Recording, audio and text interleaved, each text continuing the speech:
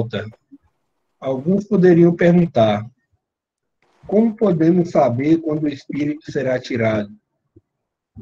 Cremos que pelas 3 passagens seguintes fica evidente que isso acontecerá por ocasião do arrebatamento. João 14, versículos 16 e 17. E eu rogarei ao Pai, e ele vos dará outro Consolador, para que fique convosco para sempre. O Espírito da verdade, que o mundo não pode receber, porque não vê, nem o conhece, mas vós o conheceis, porque habita convosco e estará em vós. Na noite em que foi traído, o Senhor prometeu a seus discípulos que quando o Espírito de Deus viesse para fazer morada na igreja, em Atos 2, isso seria para sempre. Quando a igreja for chamada para fora deste mundo, do arrebatamento, o Espírito de Deus virá junto, pois o Senhor disse que ele, o Espírito, nunca os deixaria. Isso é também encontrado no livro de Apocalipse. Nos primeiros 3 capítulos, quando a igreja é vista como estando na terra, o Espírito é encontrado falando constantemente à igreja. Tem um microfone aberto aí, irmãos. É o meu, não? É o seu, Cássio. É o tá um barulho? Tá um barulhinho. Eu vou tirar o ventilador aqui. Não, beleza.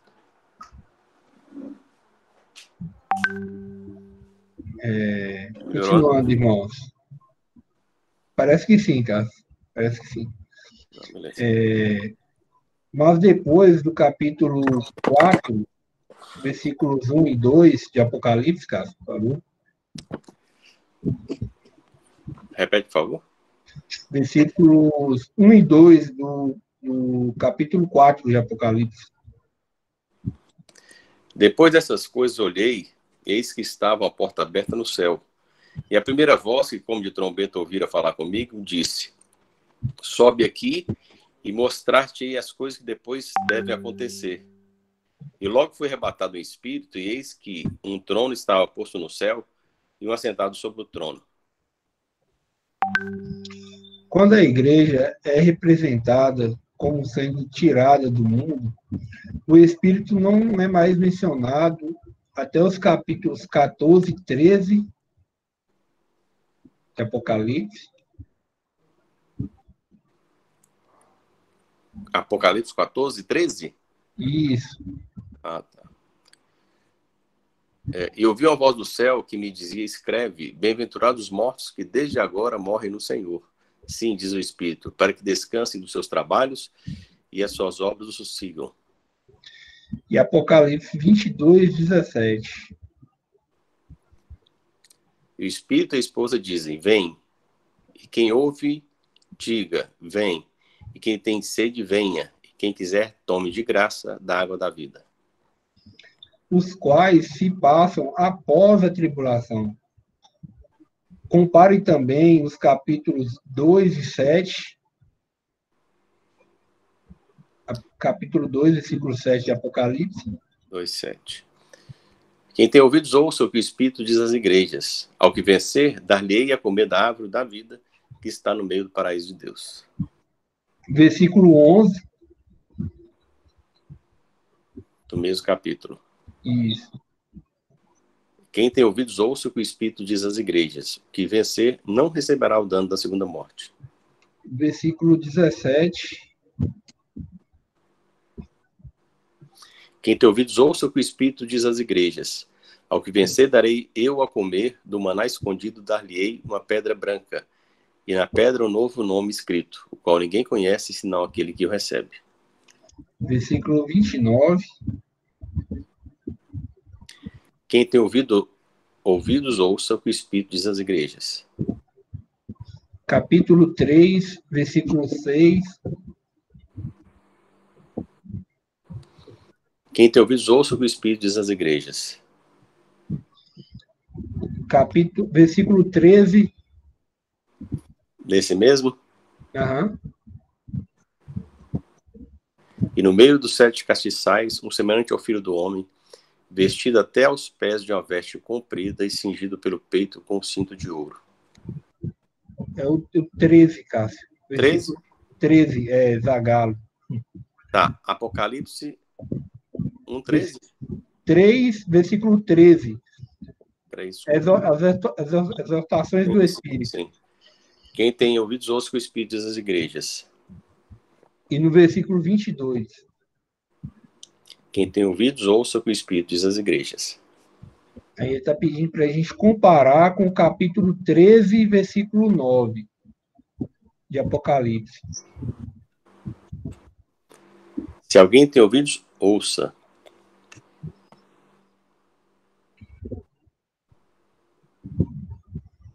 Note a evidente ausência de uma menção ao Espírito. Isso é visto também tipificado em Gênesis 24, onde é procurado uma noiva da igreja para Isaac, que é Cristo, pelo servo, o Espírito de Deus. Assim que a noiva foi assegurada pelo servo, ele a levou ao longo de todo o caminho de volta a casa, a Isaac, que estava aguardando por ela. Assim como o servo voltou para casa com a noiva, também o Espírito Santo voltará para o lar com a igreja quando o Senhor vier no arrebatamento. Isso não quer dizer que o Espírito de Deus deixará de agir sobre a terra. Ele continuará a fazê-lo do seu lugar no céu, assim como fez nos tempos do Antigo Testamento, vivificando as almas, etc. Mas quando a igreja for chamada para fora deste mundo, o Espírito deixará de fazer morada na terra.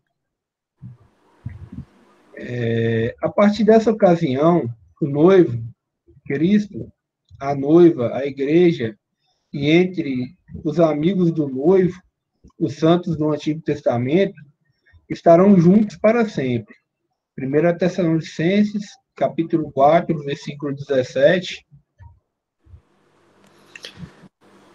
Depois nós, os que ficarmos vivos, seremos arrebatados juntamente com eles nas nuvens, a encontrar o Senhor nos ares, e assim estaremos sempre com o Senhor. Hebreus 11, 40.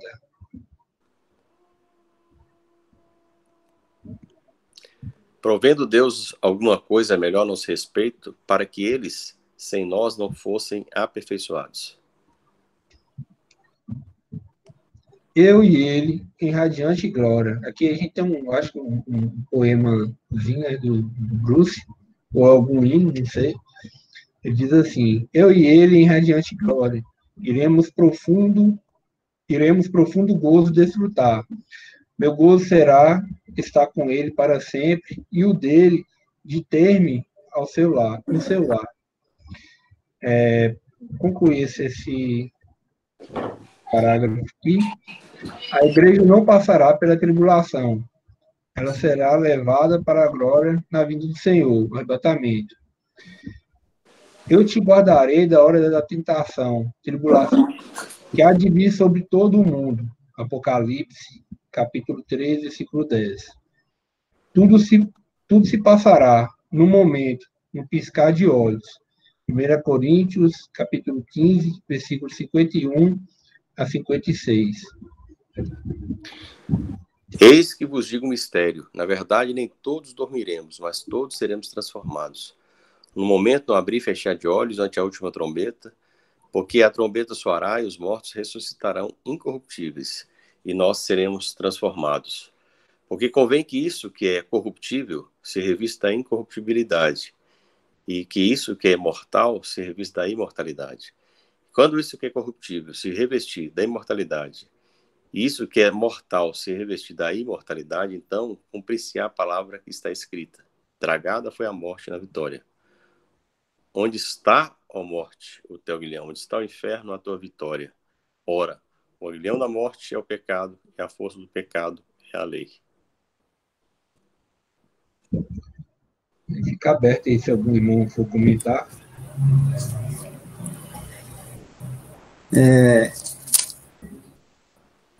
Uma das coisas que caracteriza a atual dispensação que nós vivemos, né, tanto que é chamada dispensação da graça, né, onde a gente anuncia o evangelho da graça, é a dispensação da graça, e é chamada assim. A gente sabe que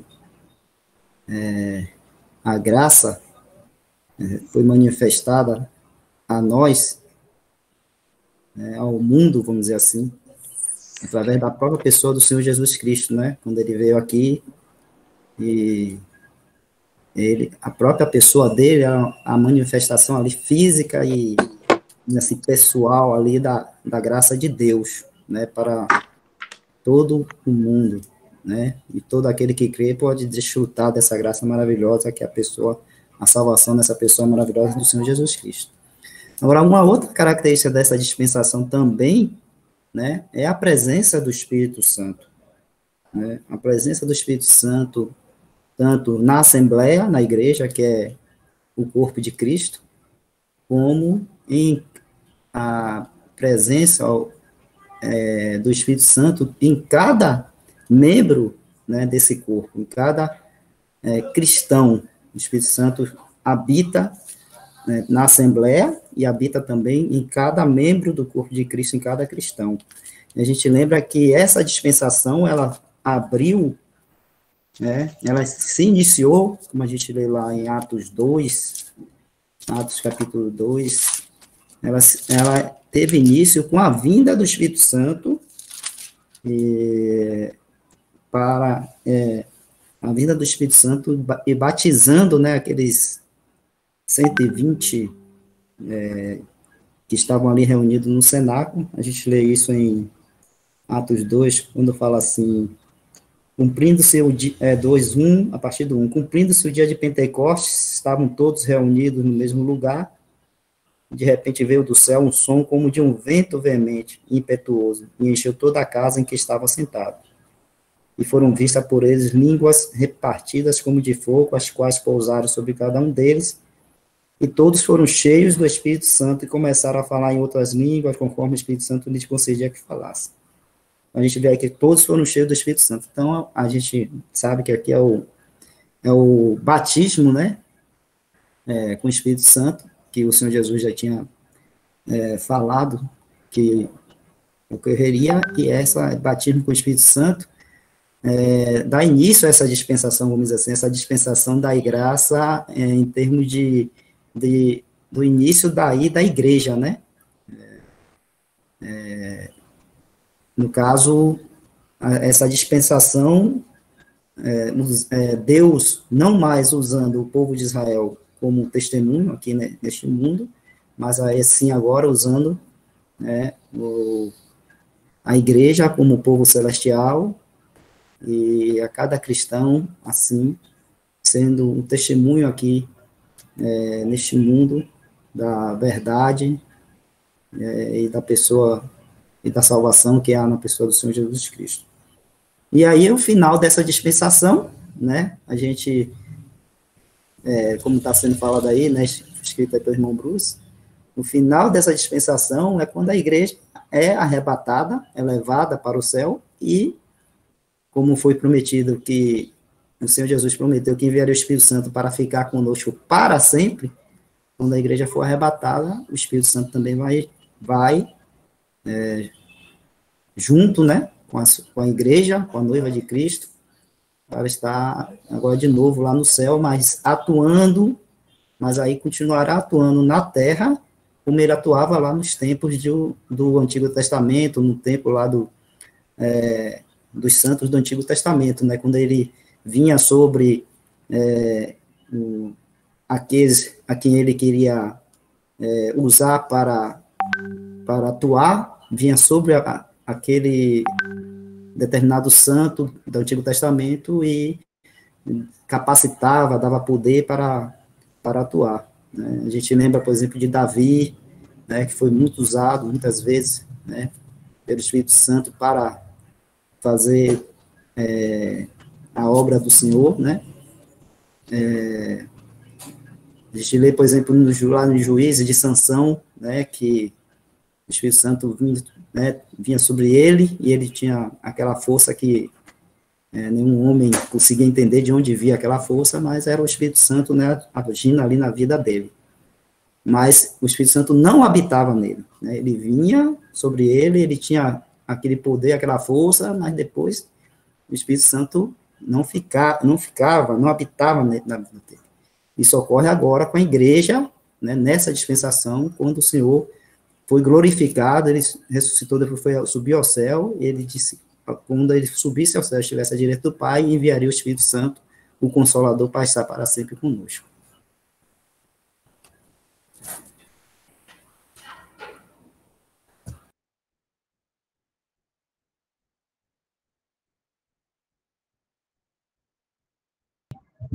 Tudo se passará no momento, no piscar de olhos.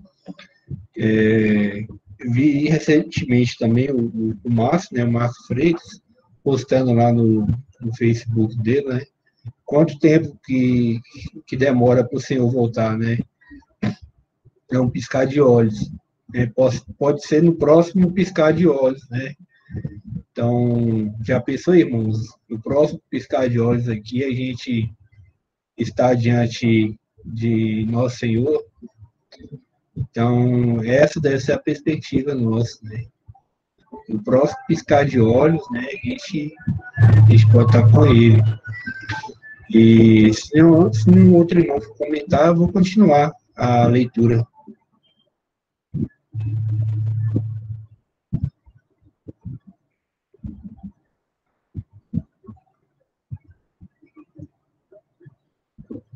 Vou continuar aqui então, irmãos. Depois dessas coisas, todos os que não conhecem o Senhor Jesus Cristo como Salvador, cujos pecados não tiverem sido lavados em seu sangue, serão deixados na terra para passar pela tribulação. Mateus 25, versículo 10 a 12.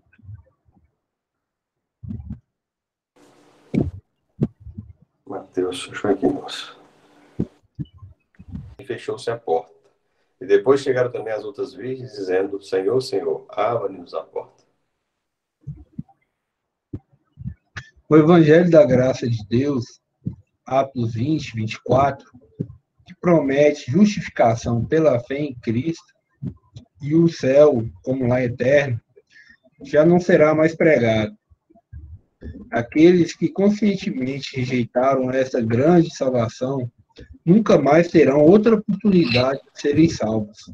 Hebreus 2, versículo 3.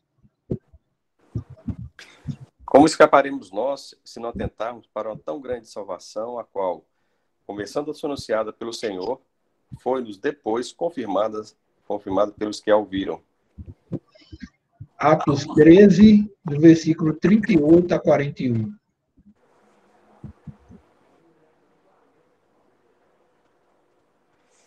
Seja-vos, pois, notório, varões e irmãos, que por este se vos anuncia a remissão dos pecados, e de tudo que, pela lei de Moisés, não pudesse ser justificados, por ele é justificado todo aquele que crê.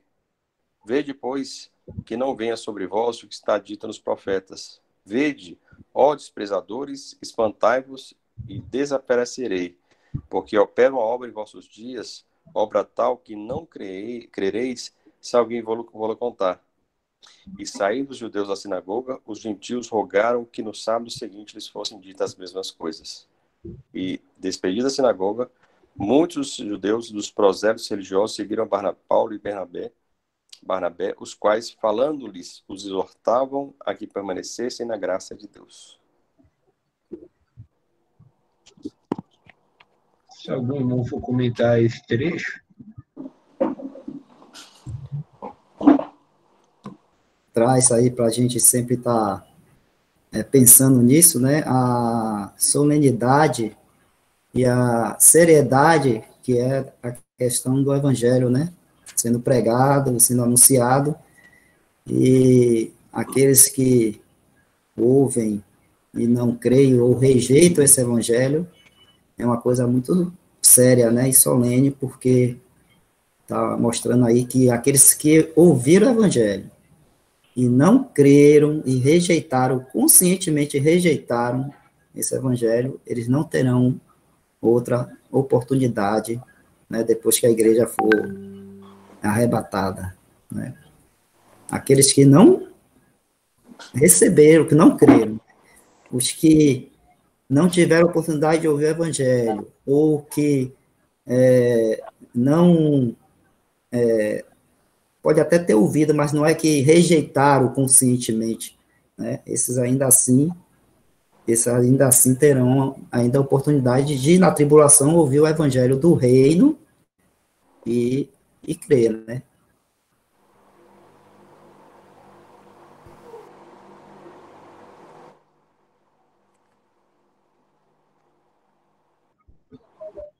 Que diz assim,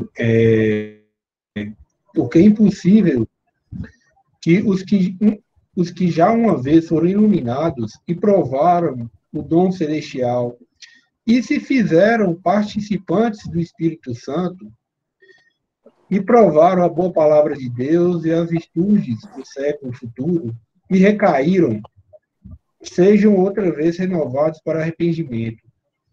Pois assim, quanto a eles, de novo crucificam o Filho de Deus e o expõem ao vitupério. Queria tentar, irmãos, aqui, muitas pessoas usam esse versículo, esses versículos aqui de Hebreus 6, né, para falar que a pessoa pode apostatar da fé, que a pessoa pode perder a salvação. Mas aqui nunca, né, está falando que essas pessoas receberam o Espírito Santo. Elas se fizeram participantes do Espírito Santo, ou seja, é aquele caráter que o Wesley explicou, né? O Espírito Santo hoje tanto habita nos crentes individualmente, quanto ele habita na igreja, como um todo, né? Testemunho. E dentro do testemunho, há joio, né? Há essas pessoas que o Bruce está falando aqui, essas pessoas que são, né, deixadas para passar a tribulação, são justamente essas pessoas que foram participantes, né, do Espírito Santo, ou seja, elas ouviram o Evangelho, né, elas, de uma certa maneira, têm acesso ao conhecimento, né, das virtudes do século futuro, como diz, né, da boa palavra de Deus, mas só que essas pessoas nunca creram, né, de fato, no Senhor Jesus Cristo.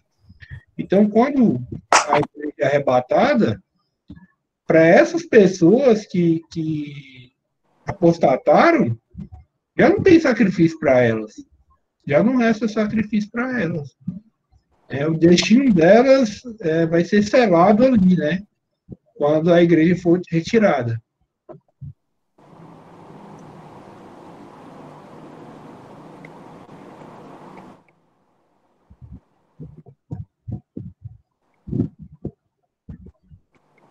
O Senhor guiará os seus santos à casa do Pai nas alturas.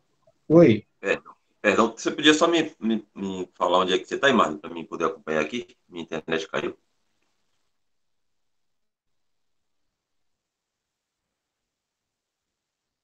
Se o Cássio puder ler aí para a gente, no Evangelho de João, capítulo 14, versículo 2 e 3. Na casa do meu pai há muitas moradas. Se não fosse assim, eu vou teria dito, pois vou preparar-vos lugar. E se eu for e vos preparar lugar, e virei outra vez e vos levarei para mim mesmo, para que, onde eu estiver, estejais vós também. E Hebreus, capítulo 2, versículo 13. Hebreus 2, 13. E outra vez, porém nele a minha confiança. E outra vez, eis-me aqui a mim e aos filhos que Deus me deu. Continuando, irmãos. Após haver levado seu povo para a casa do Pai nas alturas, o Senhor os assentará à sua mesa e os servirá de alegria celestial. Lucas, capítulo 12, versículo 37. Bem-aventurados aqueles servos, os quais, quando o Senhor vier, achar vigiando. Em verdade vos digo que se cingirá e os fará sentar à mesa, chegando-se, os servirá. Se algum irmão quiser comentar esse versículo. E se alegrar, desfrutar dessa esperança aí.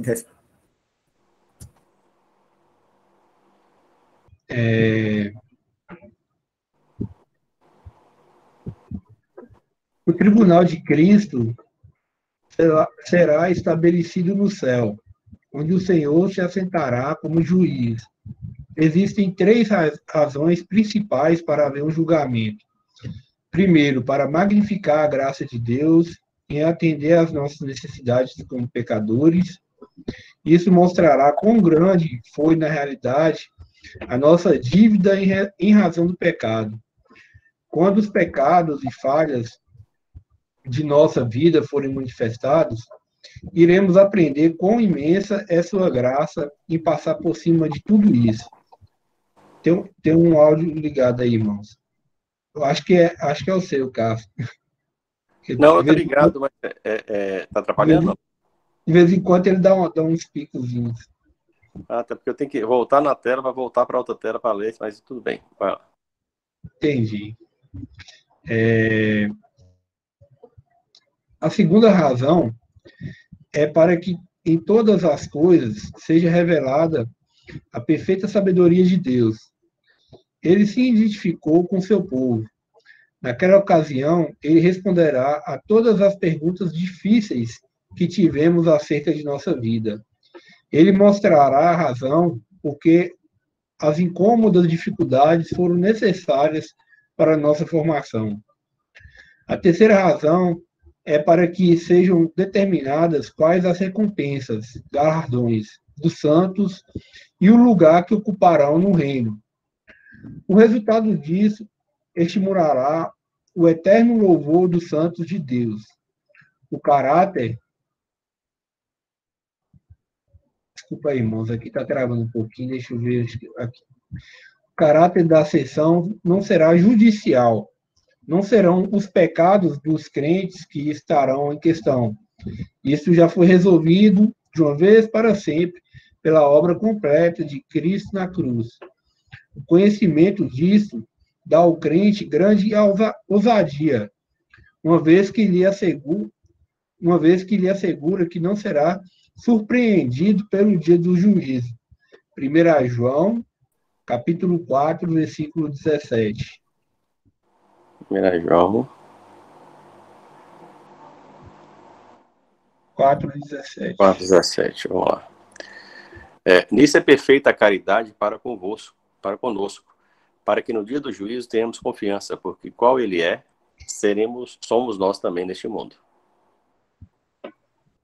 O crente pode descansar em perfeita confiança na palavra de Deus, que é fiel e lhe diz que não entrará em condenação.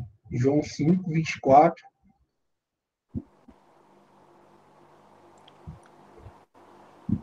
João 5, 24. Na verdade, vos digo que quem ouve a minha palavra e crê naquele que me enviou, tem a vida eterna, e não entrará em condenação, mas passou da morte para a vida. E Romanos 8, versículo 1. Romanos 8, 1.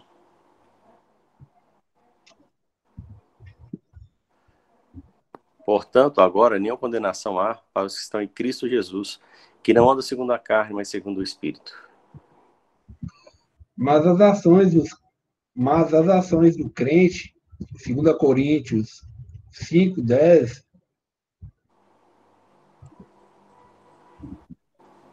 Peraí, agora ficou mais atrasado no 5 Coríntios 5, 10. Porque todos devemos comparecer ante o tribunal de Cristo, para que cada um receba segundo o que tiver feito por meio do corpo, ou bem ou mal. Sua obra serviu executada para o Senhor, 1 Coríntios, capítulo 3, versículo 9 a 15. 3. Porque nós somos cooperadores de Deus, vós sois lavoura de Deus, edifício de Deus. Segundo a graça de Deus que me foi dada, pus eu, como sábio arquiteto, fundamento, e outro edifica sobre ele, mas veja cada um como edifica sobre ele.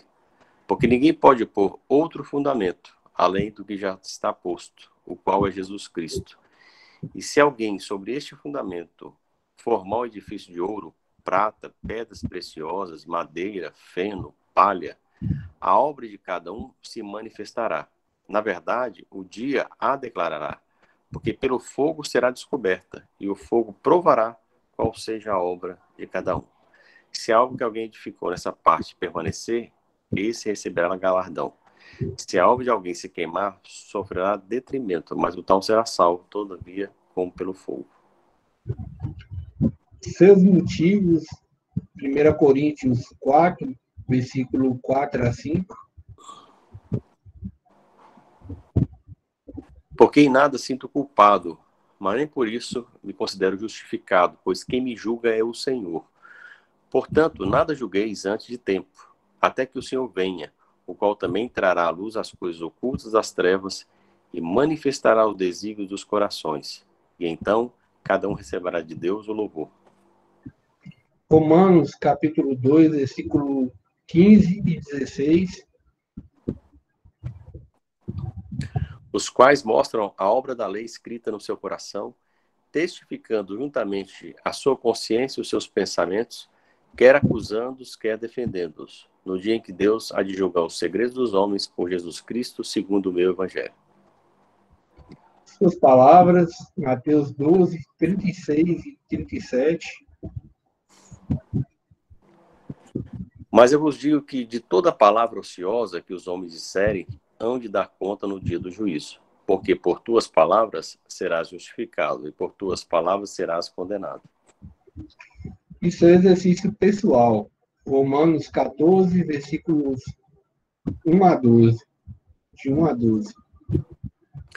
Ora, quanto ao que está enfermo da fé, recebei-o, não em contenda sobre dúvidas. Porque um crê que de tudo se pode comer, e outro que é fraco come legumes. O que come, não despreze o que não come, e o que não come, não julgue o que come, porque Deus o recebeu por seu. Quem és tu que julgas o servo alheio? Para o seu próprio Senhor está em pé ou cai, mas estará firme, porque poderoso é Deus para o firmar. Um faz diferença entre dia e dia, mas outro julga iguais todos os dias. Cada um esteja inteiramente seguro em seu próprio ânimo. Aquele que faz caso do dia, para o Senhor faz. O que come para o Senhor, come, porque dá graças a Deus. E o que não come para o Senhor, não come, e dá graças a Deus. Porque nenhum de vós vive para si, e nenhum morre para si. Porque se vivemos para o Senhor, vivemos. Se morremos para o Senhor, morremos. De sorte que, ou vivamos ou morramos, somos do Senhor. Foi para isso que Cristo morreu e tornou a viver, para ser Senhor tanto dos mortos como dos vivos. Mas tu, por que julgas teu irmão? Ou tu também, por que despreza teu irmão? Pois todos havemos de comparecer ante o tribunal de Cristo. Até o 12? Até o 12, isso aí, cara. Porque está escrito, pela minha vida, diz o Senhor, todo joelho se dobrará diante de mim e toda língua confessará a Deus. De maneira que cada um de nós dará conta de si mesmo a Deus. Será tudo repassado diante do santo olho do Senhor Jesus Cristo. Tudo na vida do crente será manifestado naquele dia, tanto o que ele praticou antes, como depois de sua conversão. Isso revelará o que foi o ilimitado amor e paciente graça do Senhor durante a vida do crente. Os crentes bendirão a mão que os guiou e o coração que planejou tudo enquanto apreendiu. Perdão, irmãos. Os crentes bendirão a mão que os guiou e o coração que planejou tudo enquanto apreendiam que seu caminho é perfeito. Salmos 12, versículo 30.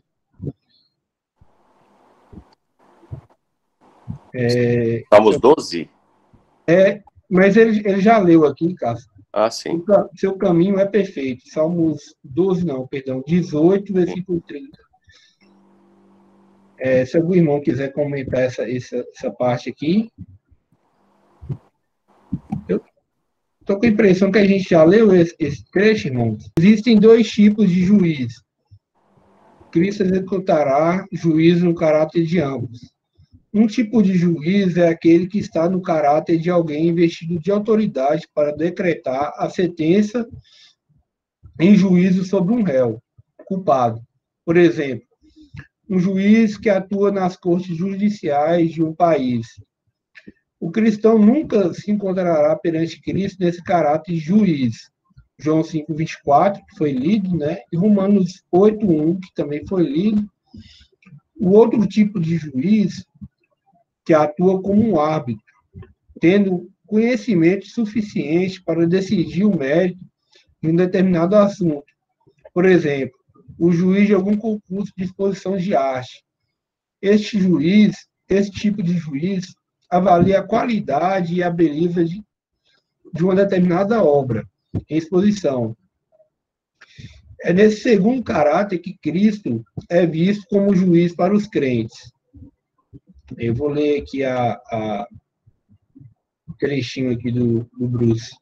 Quando eu estiver diante do trono presente, coberto de ardores que não conquistei, então ao Senhor conhecerei plenamente.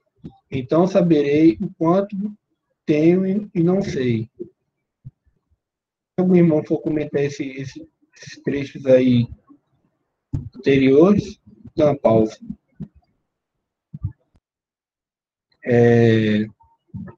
Alguns poderão discordar disso, mas as Escrituras, 2 Coríntios 5:10, declaram claramente que se trata das ações efetuadas por meio do corpo, e não das ações praticadas após a conversão. Todos nós estávamos no corpo antes de sermos convertidos. Será necessário ter tudo manifestado na vida do crente, para mostrar a inigualável graça do Senhor, que a inigualável graça do Senhor é tão grande que a tudo sobrepuja. Onde abundou o pecado, a graça abundou ainda muito mais. Romanos 5:20. Deve ser também lembrado que os santos estarão glorificados nessa ocasião e não serão manchados pelo conhecimento de tais coisas reveladas. Naquele dia, aprenderemos de uma vez para sempre quão má é a carne. E isso tão somente magnificará a graça que nos buscou e nos encontrou. Ninguém estará apontando o seu dedo para outrem. Todos terão sido levados para lá com base numa só coisa, graça. E tão somente graça.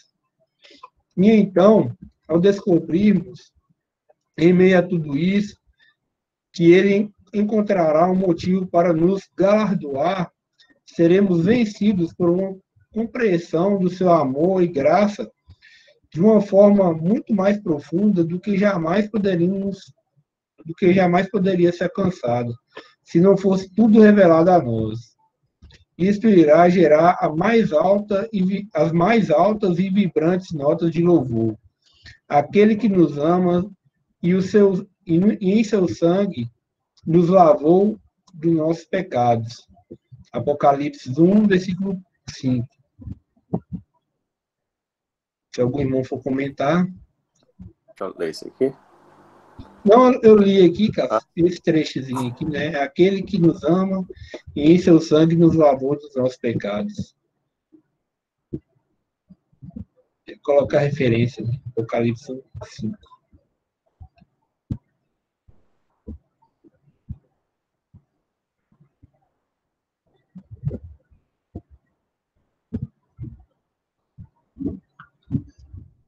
Continuar aqui, irmãos. Todos receberão uma recompensa. Cada um receberá o louvor vindo de Deus. 1 Coríntios 4:5.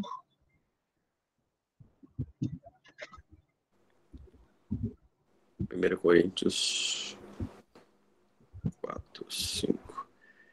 Portanto, nada julgueis antes de tempo, até que o Senhor venha, o qual também trará à luz as coisas ocultas das trevas e manifestará o desígnio dos corações, então cada um receberá de Deus louvor.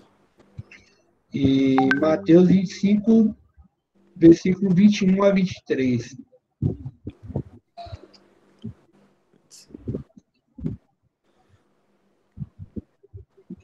Então o reino do céu será semelhante a 10 virgens que, tomando as suas lâmpadas, saíram ao encontro do esposo. E 5 delas eram prudentes e 5 loucas.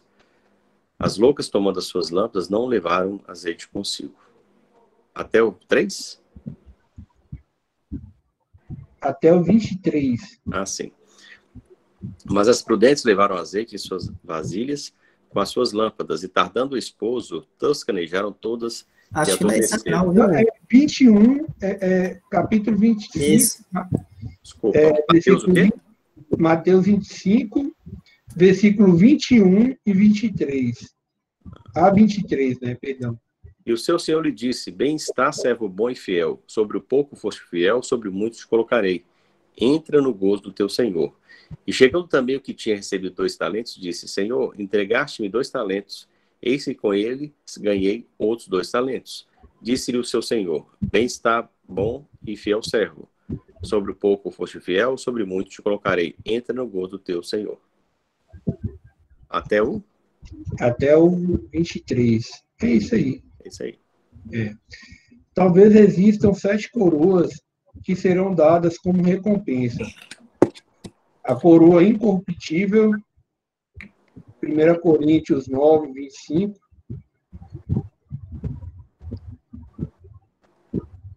Eu acho que a gente já leu realmente esse trecho. E todo aquele que luta, de tudo se abstém. Eles o fazem para alcançar uma coroa corruptível, nós, porém, uma incorruptível.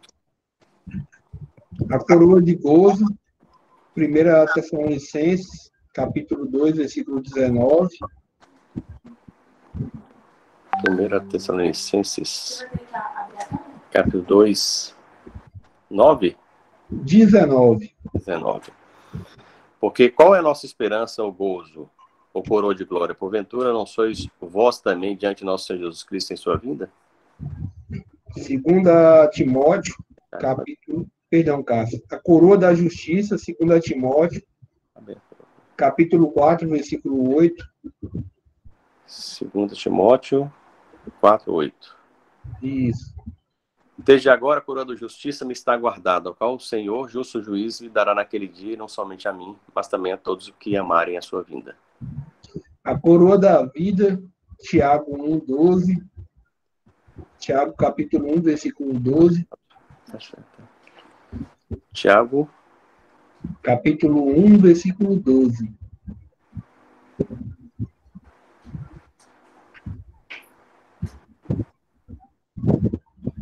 Bem-aventurado o varão que sofre a tentação, porque quando for provado, receberá a coroa da vida, a qual o Senhor tem prometido aos que o amam.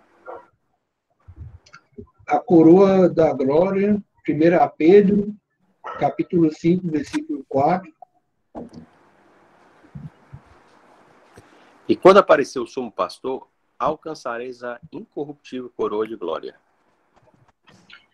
A coroa de ouro, Apocalipse 4, 4. E ao redor do trono havia 24 tronos, e havia sentados sobre os tronos 24 anciãos vestidos de vestes brancas, e tinham sobre a cabeça coroas de ouro. E a coroa dada aos que vencerem. Apocalipse 3, versículo 11. E eis que venho sem demora. Guarda o que tens, para que ninguém tome a tua coroa.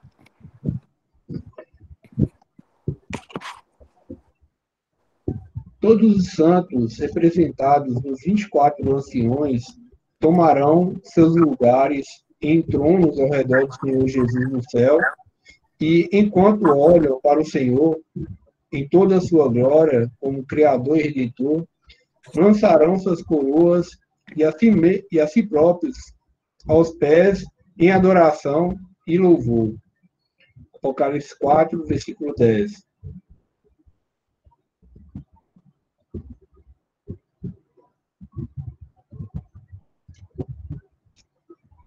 O microfone está desligado, Cássio. Ah, desculpe, irmãos. 4:10.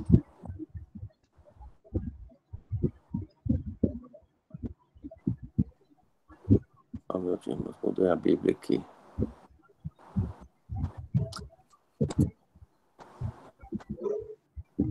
Os 24 anciãos prostraram-se diante do que estava sentado sobre o trono. Adoravam o que vive para todo sempre e lançaram suas vestes, suas coroas diante do trono, dizendo: Digno és, Senhor, de receber glória, honra e poder, porque tu criaste todas as coisas, por tua vontade são e foram criadas. Acabei avançando um pouquinho aqui, mas se algum irmão for comentar, quiser comentar esse trechinho aqui.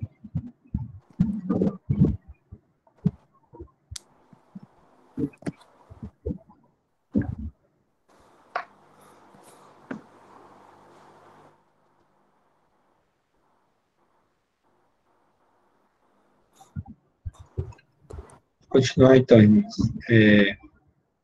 As bodas do Cordeiro, Cristo, acontecerão no céu. A esposa é a igreja. Os convidados para o banquete do casamento serão os amigos do esposo. João 3:29.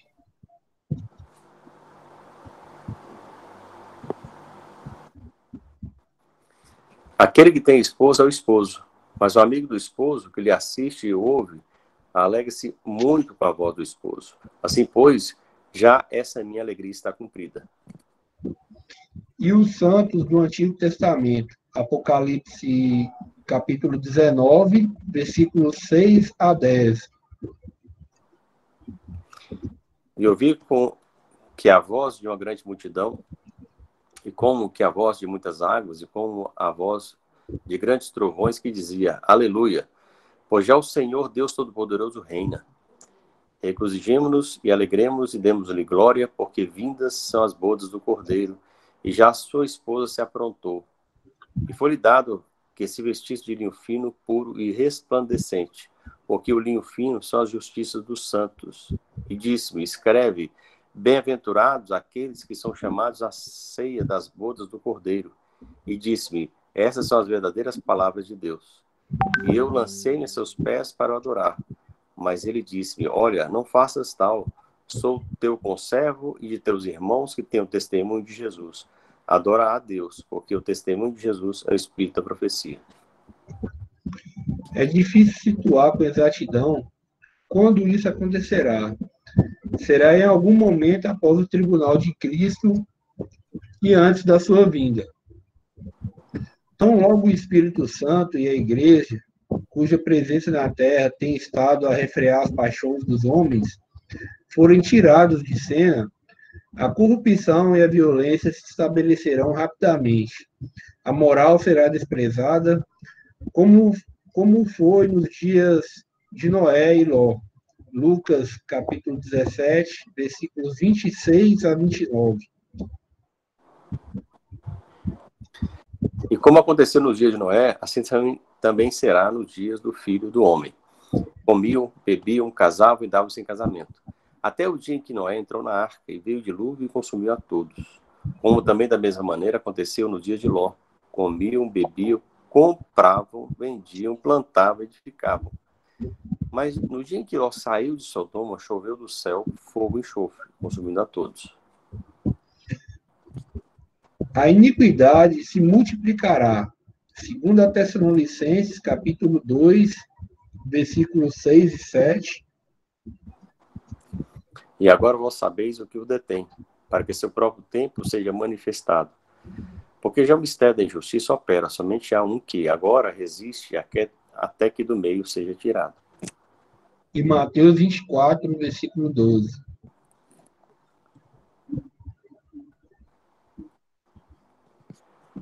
E por se multiplicar a iniquidade, o amor de muitos se esfriará.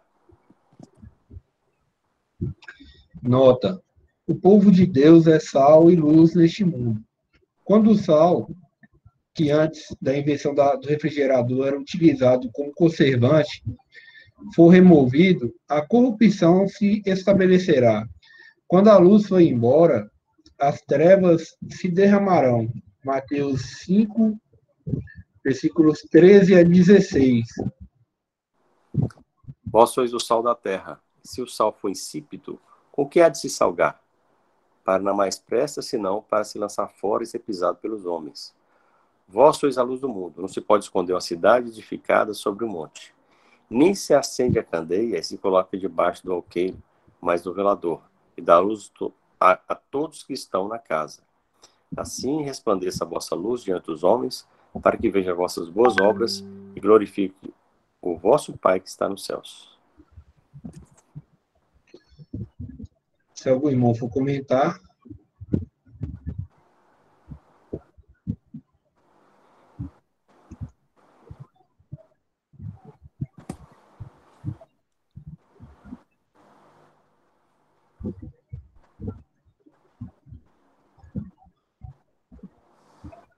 Irmãos, eu tenho certeza que a gente já leu esse trecho aqui, eu acho que foi no penúltimo domingo. Vocês querem... O que vocês acham? A gente continua lendo? Acho que você acabou retrocedendo? Aham. A gente teve aquele probleminha com o site aquele dia, né? E aí a gente acabou indo para o PDF. Eu acho que a marcação que eu fiz aqui acabou me confundindo. Voltando para trás. Eu confesso para você que eu não sei, realmente não sei. Nesse dia você não participou, não, Cássio. Quando a gente de multidão de judeus, os muitos, de Daniel 9, 27.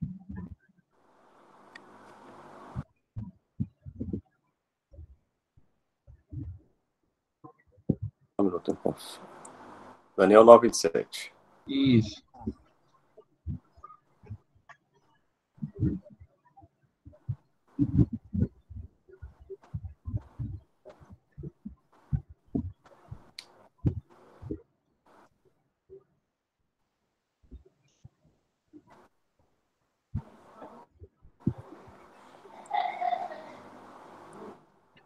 E na metade da semana fará cessar o sacrifício e a oferta de manjares. E sobre a asa das abominações virá o assolador. E isso até a consumação. O que está determinado será derramado sobre o assolador. Esse aí foi Daniel 9, 27, Cássio?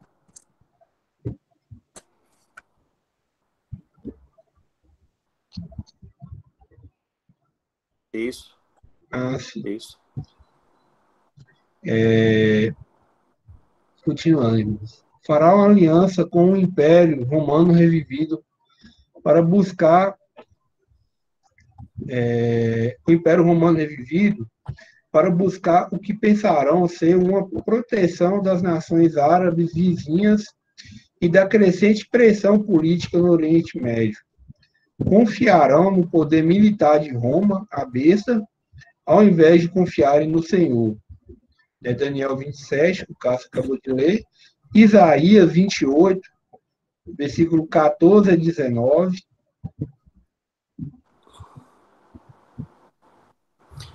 Ouvi, pois, a palavra do Senhor, homens escarnecedores, que dominais este povo que está em Jerusalém. Porquanto dizeis, fizemos concerto com a morte e com o inferno, fizemos aliança. Quando passar o dilúvio do açoite, não chegará a nós, porque pusemos a mentira por nosso refúgio e debaixo da falsidade nos escondemos. Portanto, assim diz o Senhor Jeová, eis que eu assentei em Sião uma pedra já provada, pedra preciosa de esquina, que está bem firme e fundada. Aquele que crê, não se apresse. E regrarei o juízo pela linha e a justiça pelo prumo. E a saraiva varrerá o refúgio da mentira, e as águas cobrirão o esconderijo. E o vosso concerto com a morte se anulará, e a vossa aliança com o inferno não subsistirá. Quando o dilúvio do açoite passar, então sereis oprimidos por ele. Desde que comece a passar, vos arrebatará, porque todas as manhãs passará, e todos os dias e todas as noites. E será que somente o ouvir tal notícia causará grande turbação. Isaías 8, 9. Alvoroçai-vos, ó povos, e sereis quebrantados. Dai ouvidos, todos os que sois de longínquas terras. Cingi-vos e sereis feitos em pedaços. Cingi-vos e sereis feitos em pedaços. Primeira a Tessalonicenses, capítulo 5, versículo 3. Pois que quando disserem a paz e segurança, então lhes sobrevirá repentina destruição, como as dores de parto àquela que está grávida, e de modo nenhum escaparão. Salmos 20, versículo 7. Uns confiam em carros e outros em cavalos, mas nós faremos menção do nome do Senhor, nosso Deus. O remanescente fiel de judeus será aconselhado, provavelmente por meio da voz dos profetas entre eles, a não participar da aliança, mas a santificar o Senhor dos Exércitos em seus corações e confiar somente nele. Isaías 8, 11 a 13, versículos 11 a 13. Porque assim diz o Senhor, assim o Senhor me disse com uma forte mão, me ensinou que não andasse pelo caminho deste povo, dizendo, não chameis conjuração a tudo quanto este povo chama conjuração. Não temais o seu temor, nem tampouco vos assombreis. Ao Senhor dos Exércitos, a ele santificai, e seja ele o vosso temor, e seja ele o vosso assombro. E o Salmo 20, versículo 7, que Cássio acabou de ler também, né? Marta, irmãos? Oi.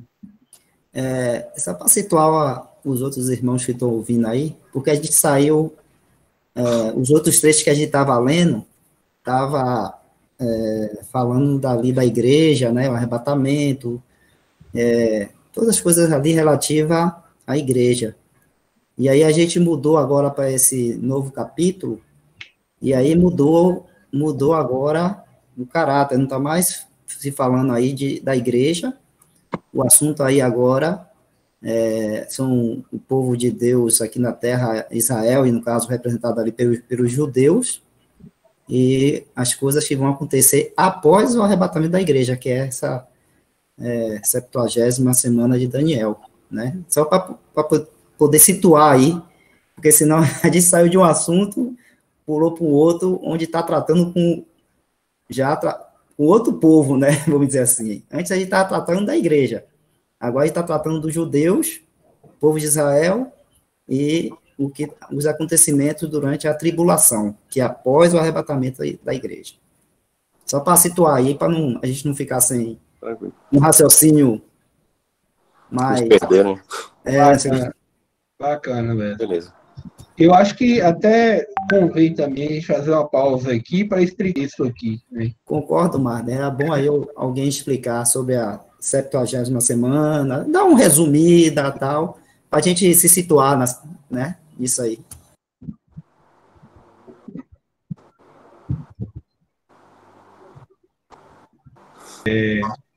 Lá em Daniel 9, a partir do versículo 24, né, é revelada a Daniel, né, quanto tempo, né,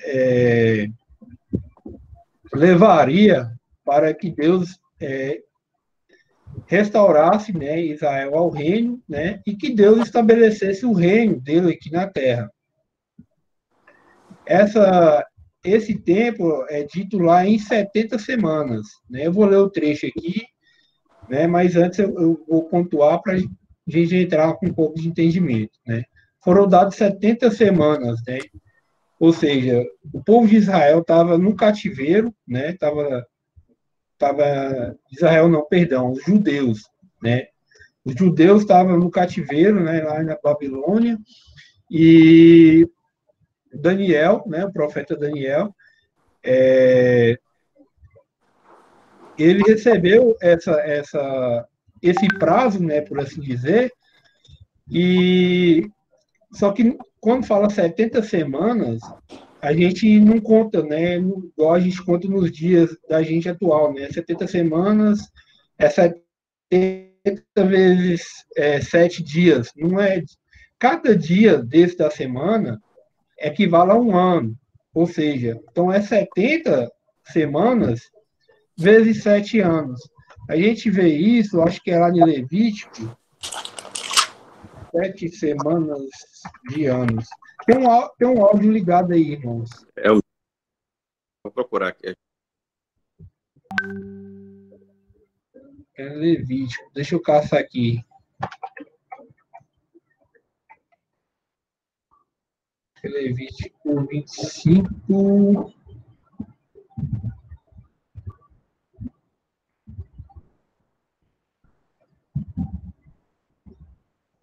Levítico 25, versículo 8. Contarás 7 semanas de anos. 7 vezes 7 anos.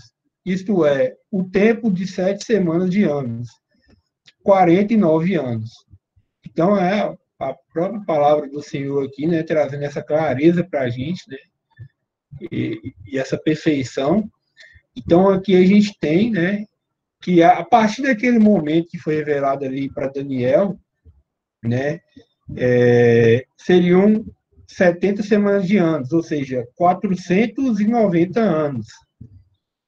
Então, o tempo que demoraria ou seja, para Israel ser restaurado, né, para o povo de Deus, terreno, Israel e Judá, voltarem a habitar, né, na terra de Israel, ali em Jerusalém, com o Senhor Jesus Cristo, né, o Messias, né, até então eles não conheciam ele como Jesus, conheciam ele como Messias. Esse era um tempo para o Messias vir e reinar sobre a terra. Só que aí a gente tem um intervalo, né, entre essa profecia, que é justamente esse tempo da igreja, que já passaram mais de 2000 anos. Né? Então, o Senhor Jesus Cristo já veio, já foi retirado, né?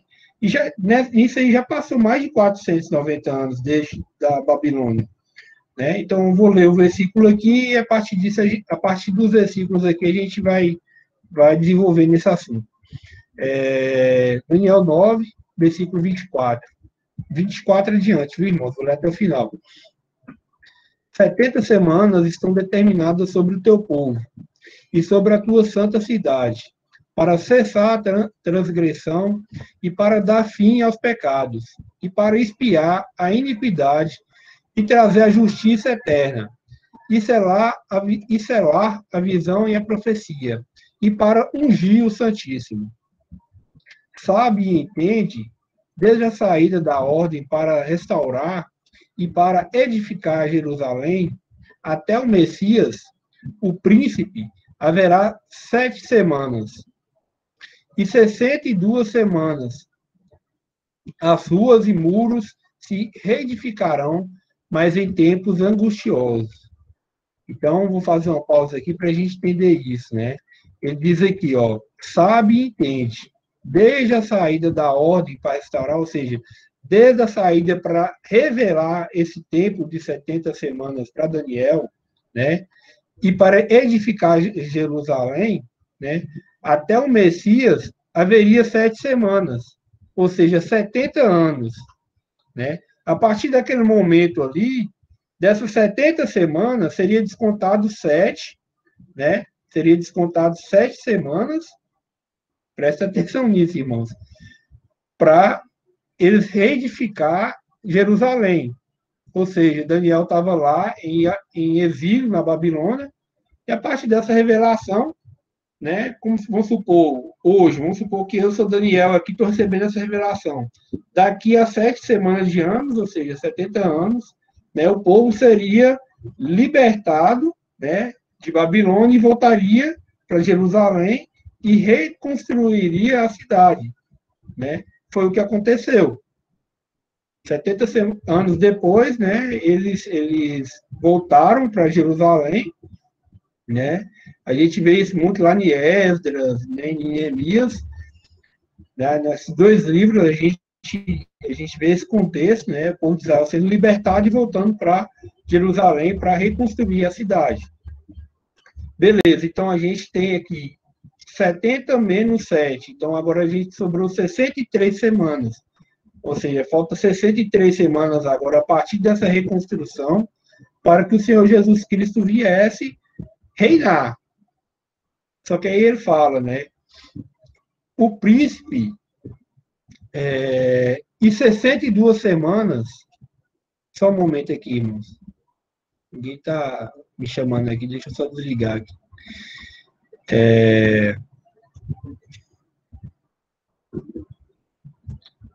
Só um momento, está travando bastante aqui. Vocês estão conseguindo me ouvir, irmãos? Tá bem, Marcos, então, tá ok. Beleza. Estamos. Continuando aqui o raciocínio, irmãos. Haverá 7 semanas, né? Isso aí foi o que eu expliquei. Aí ele vem e diz, e 62 semanas as ruas e muros se edificarão, mas em tempos angustiosos. 62. Ou seja, a gente tinha 63 semanas faltando, né? Mas é que ele fala, né? Depois que eles voltassem para Jerusalém, 62 semanas de anos depois, né? Eles seriam... a cidade seria reconstruída, né? Mas em tempos angustiosos. Foi o que aconteceu, de fato, né? Naquele contexto, quando o Senhor Jesus Cristo veio. Qual era o contexto que tinha ali, né? O povo de Israel, o povo judeu, perdão, estava lá em Jerusalém, porém eles estavam debaixo de um governo, né, do governo romano, né? Então para eles eram tempos angustiosos, né? No versículo 26 a gente vai entender um pouquinho melhor isso, né? Que fala assim, né? E depois das 62 semanas será cortado o Messias. Ou seja, o Messias, o Senhor Jesus Cristo, ele veio, né, depois de 69 semanas. Né? Se algum irmão puder fazer a conta aí, vai dar 483 anos. Né? 483 anos.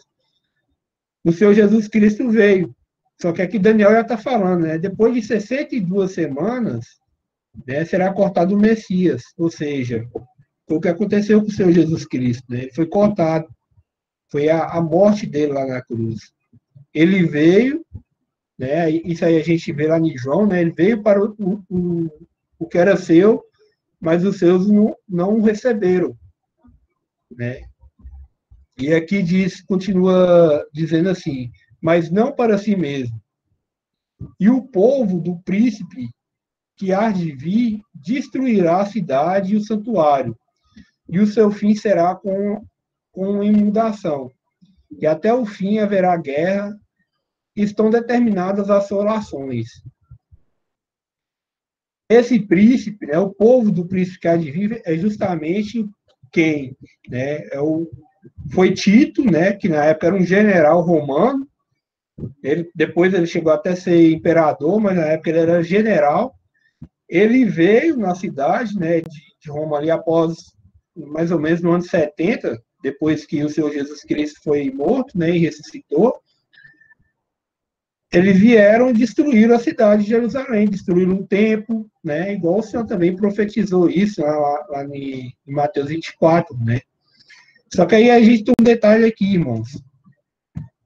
Nesse contexto todo que a gente leu, a gente contou 69 semanas. Está faltando uma semana, que é a 70ª, né, a 70ª semana de Daniel, né? Ou seja, a semana 70. Está faltando uma semana de anos. Ou seja, está faltando 7 anos. O que aconteceu foi justamente isso. Como o Senhor Jesus Cristo veio e foi retirado, né, aconteceu algo que não estava previsto nos profetas, né? Que é um mistério de Deus, né? Que estava guardado no coração de Deus, que é o quê? A dispensação da graça. Que é essa dispensação que a gente está hoje. É como se fosse um parêntese, né? Israel vinha até aqui, né? O Senhor Jesus Cristo, ele morreu, ressuscitou, e daqui para frente estão parênteses de 2000 anos quase, né? Aproximadamente 2000 anos, em que o que está sendo pregado hoje é o Evangelho da Graça. E esse tempo que a gente está aqui entre parênteses não tem relação nenhuma com essa profecia. Né? E Paulo diz lá em Efésios, era um mistério que estava guardado em Deus, antes da fundação do mundo. Isso era oculto aos profetas, né? Eles não sabiam desse período. Mas no final desse parênteses é justamente quando a igreja é retirada.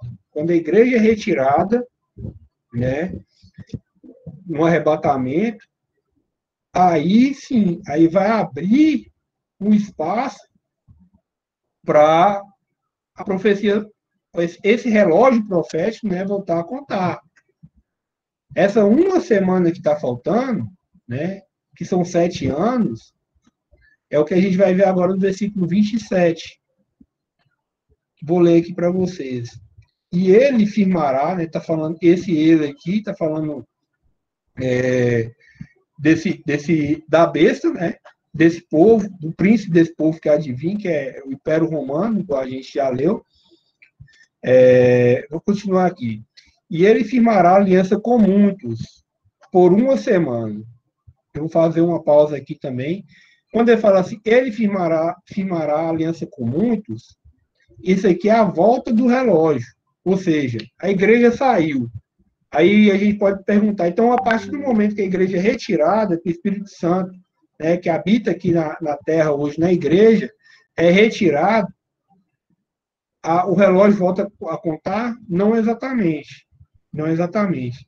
O relógio, né, essa uma semana que falta, ela só vai voltar a contar quando esses muitos aqui, que está se referindo ao povo judeu, né, que é o remanescente, não, perdão, irmãos, que é o povo judeu incrédulo, né, por isso que ele fala muitos, esse pronome aqui está se referindo não ao remanescente fiel, mas esses muitos, né, não a todos, a muitos, né?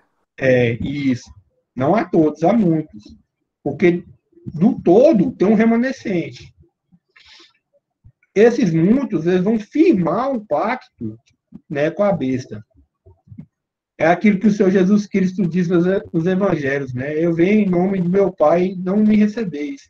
Mas se outro vir em seu próprio nome, a este recebereis. Ele está falando disso aqui, ó. Na hora que essa besta, obviamente são duas bestas, né? Mas ele está falando justamente desse caráter aqui. Eles vão firmar um pacto com ele, com essa associação, né? Com essa, a gente entende que é uma associação de nações, uma besta política, né? A gente vai entender isso um pouquinho no decorrer do livro. A partir do momento que ele faz esse pacto aqui, né? Que a gente leu também no início aí do livro, do Bruce, a partir do momento que eles fazem esse pacto, e volta a contar. Aí vai ser, aí daí inicia a 70ª semana, ou seja, os 7 anos. E esses 7 anos, ele é dividido em duas partes, né? 7 dividido por 2 dá 3,5. 3 anos e meio e 3 anos e meio finais. Esses 3 anos e meio primeiro, né, é conhecido como as dores de parto. E os 3 anos e meio finais é conhecido como a grande tribulação, né, propriamente dita, que a gente conhece, né? Eu vou continuar lendo aqui. Madre, só uma intervenção aqui. Foi interessante o Wesley ter pedido para esclarecer, mas, de repente, a gente sabe que é um assunto que às vezes é complexo, né? Talvez tenha irmãos aí que estão ouvindo pela primeira vez. O que vocês acham de repente abrir para que, de repente, se os irmãos não entenderam, né? Ficou claro para os demais irmãos aí a questão das 70 semanas, essa divisão, só para dar uma ideia, ou vocês ainda está obscuro? Porque senão a gente repete, né? Que é importante a gente entender, ter uma clareza, não entender tudo, né, irmãos, que nós não sabemos, ninguém sabe tudo, mas ter uma clareza desse quadro para que a gente possa prosseguir e ter desfrutar melhor daquilo que a gente vai ver. Eu concordo, Cássio. Então, irmão, você que tem a dúvida, não está claro para mim, não. Esse ponto eu entendi, mas o outro não. É importante entender a questão dessa profecia, irmãos, para depois a gente ficar mais claro, mais fácil para entender, entendeu? Se não entender essa base aqui, né? Isso aqui praticamente é a base para a gente entender o que prosseguir, né? o acontecimento profético aqui, né, que o irmão escreveu, né, essa aqui é a base. Se a gente não entender ela, daqui para frente a gente não vai entender nada. Então, o Cássio e o Wesley pontuou bem, não avancem com dúvidas. Não avancem com dúvidas. Se tiver alguma dúvida aí, escreve, né, que a gente, na medida do possível, a gente tenta, né, entender também, né, que aí todos vão sendo, né, edificados. Aí, só para concluir o que eu estava dizendo aqui, irmãos, né, tá faltando uma semana, e essa uma semana é o que vai dizer aqui no versículo, que vai concluir aqui no versículo 27, que é o último versículo do capítulo 9, Daniel. Né? Ele fala assim, e ele firmará aliança com muitos por uma semana, nessa semana que falta. Na metade da semana fará cessar o sacrifício e a obração. Né? Então, é o que eu disse, né? 3 anos e meio. Na metade desses 3 anos e meio ali, né, da grande tribulação, da 70 semana, né, da 70ª semana, a besta, né, fará cessar o sacrifício e a obração, né, porque eles vão voltar a praticar o judaísmo, né, lá em Jerusalém. Hoje não é praticado, porque eles não têm tempo para praticar isso, né, para praticar a religião judaica, né, é necessário ter um tempo. E eles não têm esse tempo hoje. Né, mas nesse pacto que eles vão fazer, né, eles vão ter essa segurança de voltar e reinstalar, né, a sua religião ali em Jerusalém, reestruturar o templo e voltar à prática, né, sacrifícios e a obração. Né? Só que aí a gente vê isso aqui, que na metade da semana, né, a besta fará cessar o sacrifício. Aí o que vai acontecer? Aí vai vir a grande tribulação, né, que quando o negócio vai ficar feio mesmo, né? Os 3 anos e meio finais. Ô, Martin, só te interrompendo, eu não entendi. A gente abriu, a gente vai ver se algum irmão tem alguma dúvida sobre a questão das... Só terminar o trecho aqui, sim. Cássio. Não, perfeito. E que aí a gente termina esse raciocínio, que aqui é a base, né? Entendi. E assim, irmãos, né? Aí a gente conclui o versículo, né? E sobre a asa das abominações virá assolador, e isso até a consumação. E o que está determinado será derramado sobre o assolador. Aqui está falando justamente do finalzinho, né? Que são os 3 anos e meio, que a grande tribulação é justamente onde que o negócio vai ficar feio mesmo, né? Aí eu termino aqui o comentário, né? Se os irmãos puderem ajudar aí também, no entendimento.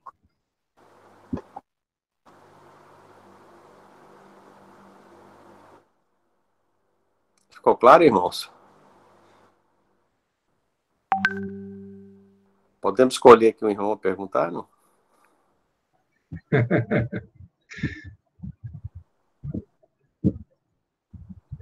Se perguntar, eu já estou com a calculadora aqui para fazer os cálculos. Né? Ele é conhecido de várias maneiras, né? Como o falso profeta, como a segunda besta, né? Como tem vários textos que trazem essa figura, né? Que é essa besta que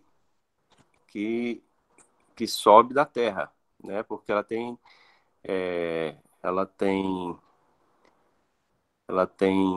ela provém, né? Que indica que ele provém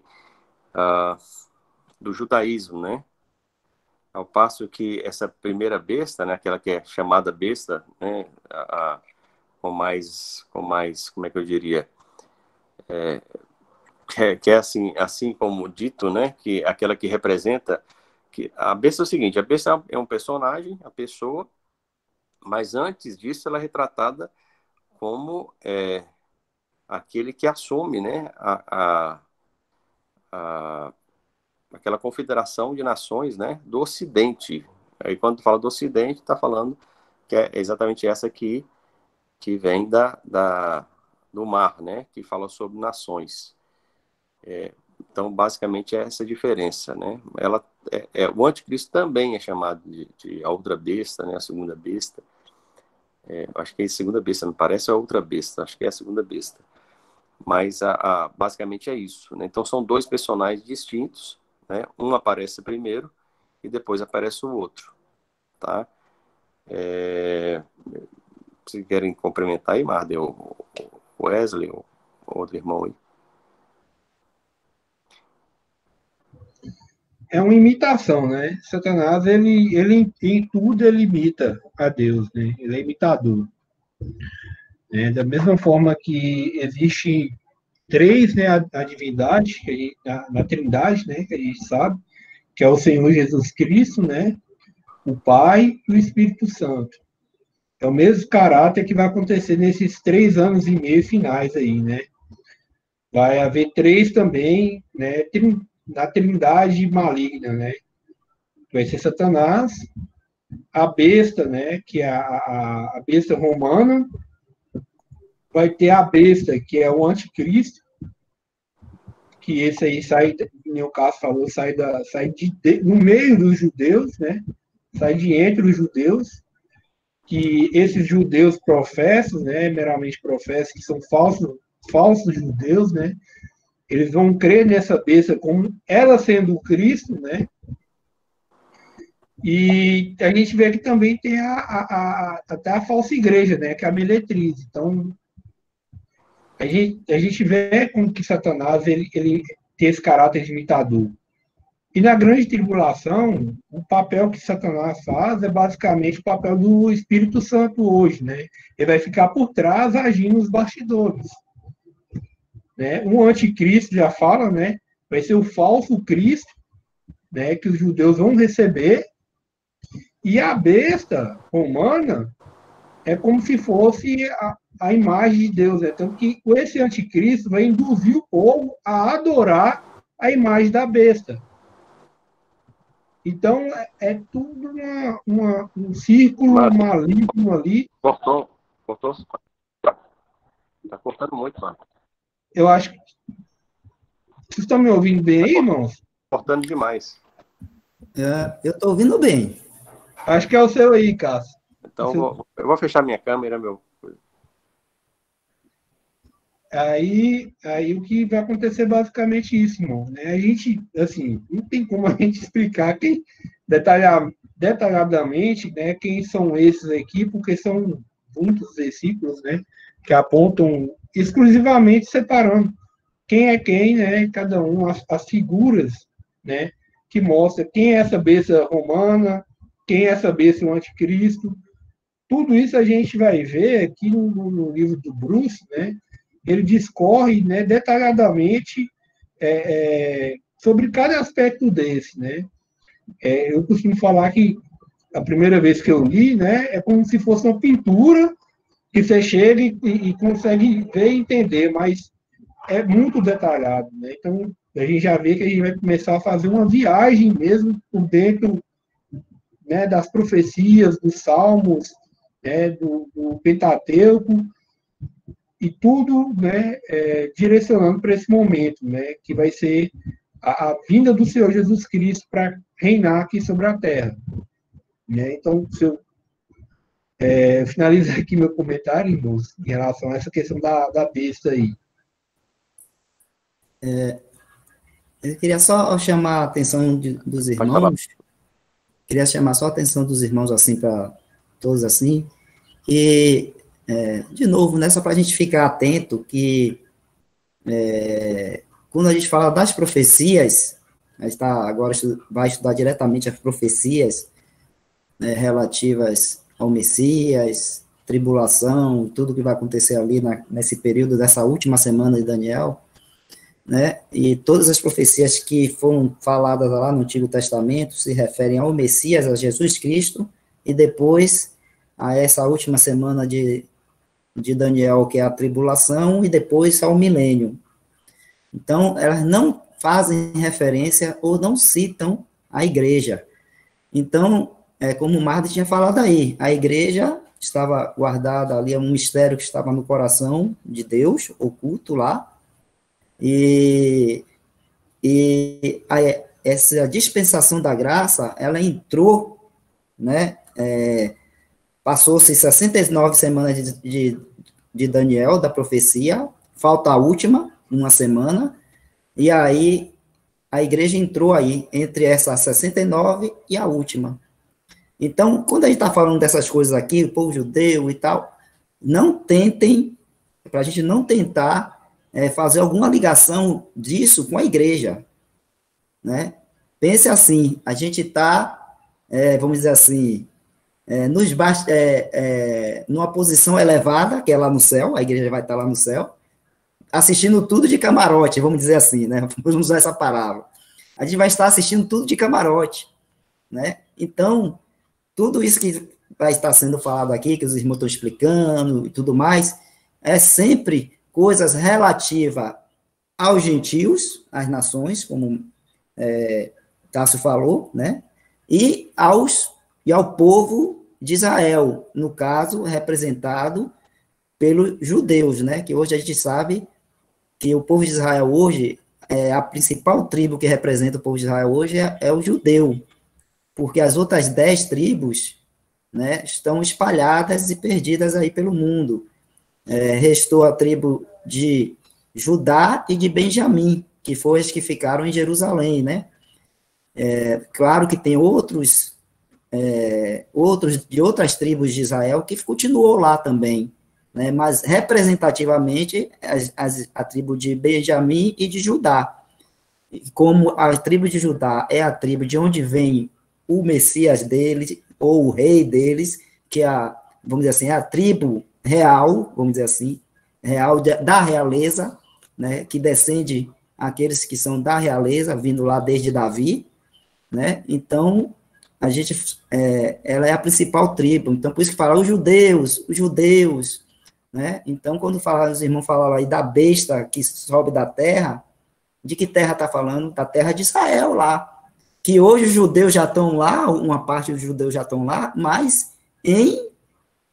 como é que a gente fala? Em ignorância, não, em desobediência, em rebeldia. Por quê? Porque não receberam o Messias, né? Então, eles não creem que Jesus Cristo é o Messias deles. Incredulidade, né? Incredulidade, isso, Cássio, obrigado. Eles estão lá em incredulidade. E vão continuar assim, em incredulidade, até o final, quando o Senhor vier para tratar com eles, através desses juízos todos aí, da grande tribulação, o Senhor vai tratar duramente com eles, né? E aí vai realmente ter aquele remanescente, aqueles que vão crer no Senhor Jesus como Messias e vão aguardar a vinda dele para reinar ali, quando acontecerá isso lá no final da grande tribulação. Então, é só para os irmãos ficarem atentos para não tentar associar alguma coisa da profecia com a igreja, porque não tem essa associação. O que a gente tem o Senhor Jesus Cristo morreu, ao terceiro dia ressuscitou, depois foi elevado ao céu, glorificado, né? Foi elevado ao céu. A gente sabe que o Senhor Jesus sempre é o primeiro em todas as coisas. As primícias estão em Cristo. Ele é o primeiro a ressuscitar, ele também é o primeiro, vamos dizer assim, a ser arrebatado, né? Que ele foi elevado ao céu, é o primeiro. Ele tem a primazia em todas as coisas. Tanto é o primeiro a ser ressuscitado, né? Como o primeiro a ser arrebatado, quando ele foi elevado ao céu ali, né? Então, depois, aí vem o período da igreja, aí depois tem o arrebatamento da igreja, aí quando tem o arrebatamento da igreja, aí volta a ser tratada as coisas com o povo judeu e com o mundo, né? Então, a gente fica bem atento a isso, porque tudo que está sendo falado aqui, o Senhor nos deu a conhecer, ele tem os motivos por que nos deu a conhecer, que é um motivo de alegria para a gente, de ver toda a ação, né, de Deus e do seu Filho, o Senhor Jesus Cristo, trabalhando para que o nome do Senhor Jesus Cristo seja glorificado, a pessoa do Senhor Jesus seja glorificada, e Deus, né, nosso Pai eterno, também seja glorificado, seja adorado, como ele fala, né, que todo toda a língua confessará e todo joelho se dobrará, né, diante dele. Não tem ninguém que não vai dobrar o joelho. Claro que tem aqueles que dobram reconhecendo e por amor, mas vai ter aqueles que vão dobrar porque o poder de Deus, eles vão ter que reconhecer e dobrar o joelho, porque o poder de Deus ali agindo, né, em juízo, em força e poder, eles não vão poder fugir disso.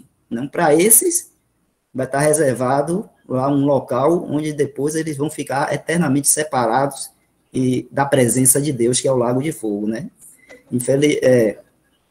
Os propósitos de Deus, né? E todo mundo hoje está ouvindo o evangelho e pode crer, pode aceitar. Também nesse período de tribulação vão ouvir o evangelho do reino, vão ter oportunidade também. O Senhor nunca deixa de dar oportunidade para o homem, né? O homem, a mulher, ouvir o evangelho e crer. Desde lá, quando Adão pecou, até o final lá, até no final lá do milênio, antes de entrar o estado eterno, todos vão ter oportunidade de ouvir esse evangelho, essa boa notícia, né, de que Jesus Cristo, né, ele é Senhor, ele é Deus, o Deus Pai é o Criador de todas as coisas, Senhor e Deus e Pai, Criador de todas as coisas. Então, todos têm oportunidade, e Deus é longânimo e está aí anunciando, né, esse evangelho. Ele nos usa hoje a igreja para anunciar o evangelho da graça. Na tribulação usará um remanescente judeu para anunciar o evangelho do reino.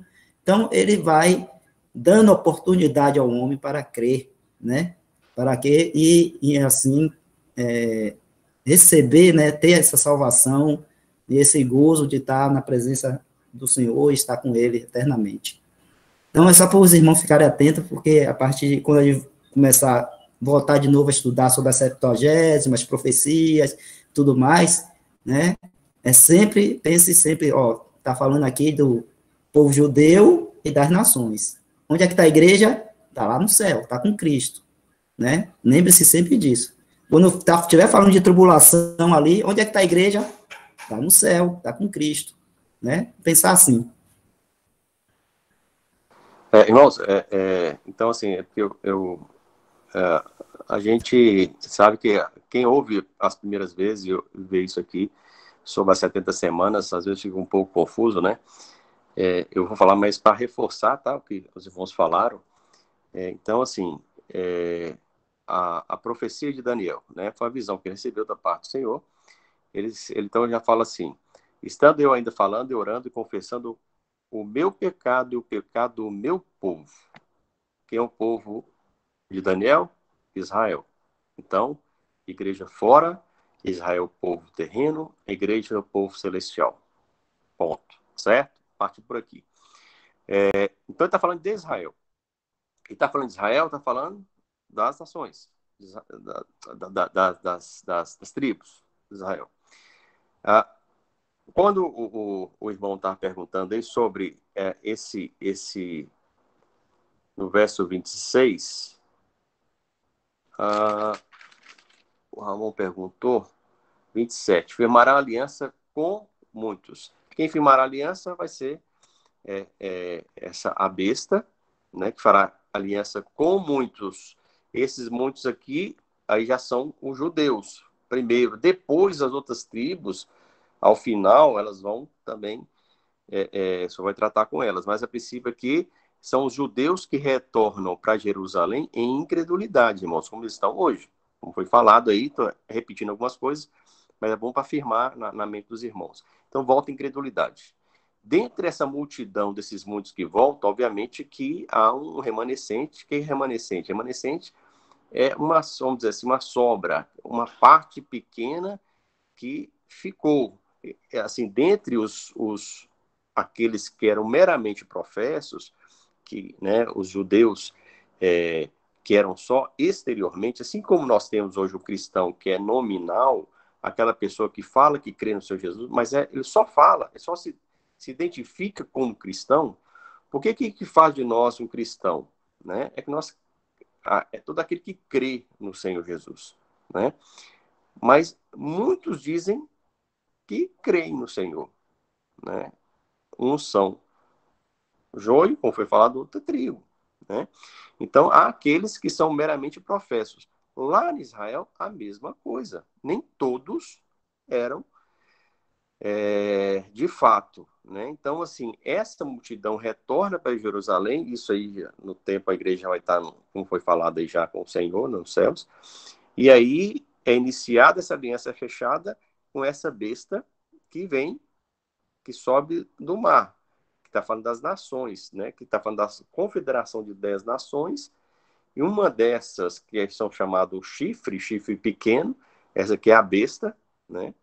E aí nós temos o Império Romano lá, quando fala com a mulher sobre a sentada, né? Então, é esse poder que o Império Romano exercia sobre essa confederação de nações. E depois essa besta se levanta, enfim. Essa respondendo o que Ramon perguntou. Mas aí nós temos esse período de 70 semanas de anos, como foi explicado, né? Então, para cada semana, para cada dia, né? Nós consideramos 1000 anos. Então, para você ver, próximo de 500 anos... Um ano, Cássio. Desculpa, falei o quê? Você falou 1000. Um ano. Para cada dia, um ano. Para cada dia, um ano. Então, 70 semanas, são 49, né? São 490 semanas no total. 70 vezes 7 dá 490. Então, veja bem, só desse tempo aqui, porque qual que foi o que startou essa profecia, né? Daniel recebe visão, e aí no verso 26, na 25, sabe, entende, desde a saída da ordem para restaurar e para edificar. Então, eles estavam, como foi falado, lá em cativeiro, né? Então, assim, esse relógio profético que a gente chama, né, chamado esse conhecido, esse 70 semanas, ele começa a bater quando essa ordem para restaurar sai pelo rei. E aí inicia, então, essa contagem. Nós temos um período de 7 semanas, são 49 anos, separa 7 semanas, depois nós temos mais 62, né? Então, nós temos cumprido já, irmãos, as 7 semanas primeiras, nós temos cumprido as 62 seguintes, então, 62, 7 mais 62, 69, né? Então, 69 semanas de anos. Então, nós temos uma semana de anos, 7 anos para se cumprir, né? Só do Senhor Jesus, né, que fala aqui, olha, depois das 62 semanas, será cortado o Messias, né? Então, concluiu as 62 semanas, o Messias foi cortado, né? Então, o Senhor Jesus fala da morte dele aqui, né? E no ano 70, né? Aí nós temos aquela invasão, aquela coisa toda. Então, o Messias é cortado. E pensar o seguinte, a história do povo judeu, né? Ela vem sendo contada do povo de Israel. Aí nós temos o quê? Essa profecia, né? A partir desse edito do rei aqui.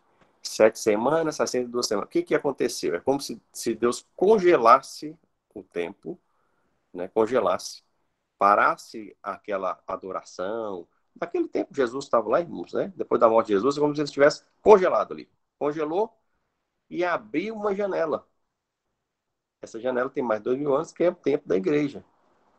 Quando a igreja for daqui levada, que a igreja não tem nada a ver com a profecia, como foi dito aí, né? Falando assim, para a gente estar memorizando isso, entendendo. A igreja, então, não tem... Isso trata da igreja aqui. A igreja é um mistério, como foi falado, né? Então, a igreja é daqui levada pelo Senhor. Todo aquele que crê. Aí, o Senhor Jesus foi, e aí, quando essa aliança é firmada, imagina, é descongelada. Esse que foi congelado, é descongelado, é como se encontrasse de novo, né? A gente pegar aqui a 69, é como se nada tivesse acontecido nesse tempo da igreja, imagina assim, é a história do povo de Israel continua a ser contada pelos judeus aqui, né? Fala judeu, é a tribo de Judá e a tribo de Benjamim apenas. Depois vai tratar com os outros também. mas ali, como foi falado, também está representado as outras nações ali. Mas basicamente esses dois, né, que permaneceram fiéis ao Senhor. Mas dentre esses judeus aqui, há aqueles que são infiéis. Aqueles que somente têm uma religiosidade exterior. São esses que vão construir o templo, firma aliança. Por que firma aliança? Para se protegerem. E constrói o templo em incredulidade. E a adoração no templo ali é a adoração exterior, né? Mas os fiéis, o remanescente fiel, aqueles que o Senhor guardou, né, e por toda a palavra, a gente vai ver a questão do remanescente, né? Deus sempre guardou o remanescente, sempre. Porque tudo que o Senhor entregou na mão dos homens, e nós somos muito falhos, né? O homem falhou. E aí, assim aconteceu, né, do início. Aí nós temos Noé, você lembra? Aquele Noé ali, 120 anos, né, pregando a palavra para aquele povo todo. E aí Deus, né, de tanto esperar, aí ele fechou aquela oportunidade ali. E qual é o remanescente? São 8 pessoas, não é mais a família dele, as esposas dos filhos. Então, um total de 8 pessoas, aí o remanescente. Aí, a partir das 8 pessoas remanescentes, ele começou de novo. E aí, a história de Israel é contada assim, né? De remanescente, remanescente. Ele sempre reserva para ele um remanescente fiel, né? Sempre, em todo o tempo. Né? Lembra, antes de entrar lá na terra, né? Os espias foram lá. Quantos que ficaram, que morreram no deserto e não entraram? Né? Então, exatamente, ele reservou um remanescente fiel a esses aqui, sim. Esses que eu posso contar com eles. Né? Não que não sejam falhos, né, irmãos? Mas que creem. Aqueles que realmente têm um coração, né? Foi encontrado assim com o coração diante do Senhor. E aí nós temos, então, depois da igreja ser levada, esse acordo é firmado, aí a gente começa a contar os 7 últimos anos desse tempo que, que a profecia trata aqui da restauração do reino ao povo. Né? E Jesus veio para fazer tal coisa, né? No começo do Evangelho de João, né? Ele veio para o que era seu e os seus não receberam. E aí, então, né, ele passa depois, então, a tratar com o novo povo, né, aí forma a igreja dentre judeus e gentios, e do qual nós somos objeto hoje. Né? Então, nós estamos aqui aguardando pelo Senhor, e quando a gente for daqui levado, todo aquele que crê, não importa se a pessoa está na cristandade, não importa onde esteja, né, se ele é salvo, se ele creu no Senhor Jesus, né, ele é salvo, então ele está já em nova posição com Cristo. A igreja foi embora, e o que acontece? Logo depois, quando firmar isso, nós temos esse tempo de 7 anos para se cumprir esse restante. É por isso que fala 70 semanas de Daniel. Está falando de 70 semanas da profecia que Daniel recebeu da parte de Deus, que alguns chamam de relógio profético, que é uma contagem. Só que esse relógio está parado. E a cristandade insiste em falar, né? Fala tanto o relógio profético, relógio profético. Então, a questão matemática aqui, né? A diferença dá mais de 2.000 anos. Então, se essa profecia é mesmo de Deus, como nós cremos que né, tem um intervalo. Esse intervalo é o tempo da igreja. Não sei se consigo contribuir um pouco aí, o irmão quiser falar sobre também.